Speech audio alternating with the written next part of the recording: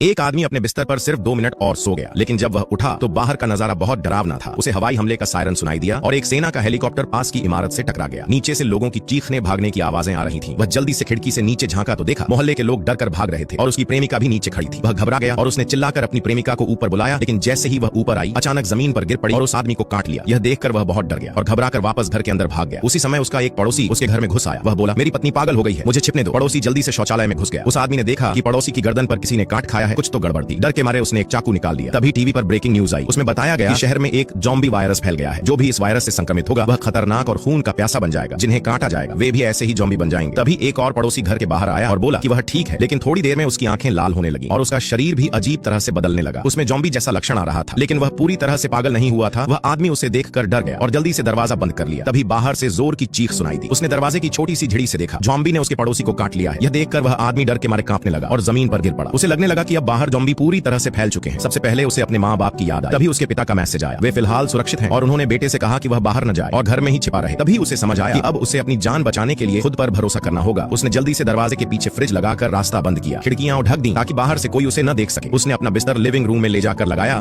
ताकि वह दरवाजे के पास रह सके और बाहर की निगरानी कर सके। हर दिन वह शीशे पर एक सीधी लाइन खींचता ताकि खुद को याद दिला सके कि वह अब तक जिंदा है। रात को जब वह सोने वाला था तभी बाथरूम से अजीब आवाज आई। वह डर गया। उसने एक बेसबॉल बैट उठाया और चुपचाप बाथरूम की ओर गया। उसने कभी सोचा नहीं था कि वेंटिलेशन डक्ट से सच में एक ज़ॉम्बी अंदर आ जाएगा। वह डर के मारे सोफे के पीछे छिप गया और देखा कि ज़ॉम्बी धीरे धीरे उसकी तरफ आ रहा है। वह आदमी धीरे धीरे ज़ॉम्बी के पीछे गया और हमला कर दिया। यह पहली बार था जब उसने किसी ज़ॉम्बी को मारा था, इसलिए उसे खुद को शांत करने में बहुत समय लग गया। उसने मरे हुए ज़ॉम्बी को बालकनी से नीचे फेंक दिया। इसके बाद उसने टॉयलेट के वेंट को सर्फबोर्ड से ढक दिया ताकि फिर कोई ज़ॉम्बी अंदर न आ सके। लेकिन जैसे जैसे दिन बीतते गए मुश्किलें बढ़ती गई। ज़ॉम्बी का डर तो था ही, अब खाने की भी कमी हो गई थी। वह बहुत उदास था। तभी अचानक उसकी माँ का फोन आया। वह बहुत खुश हो गया और तुरंत फोन उठाया, लेकिन उधर से जो आवाज आई वह दर्दनाक चीख थी। उसकी माँ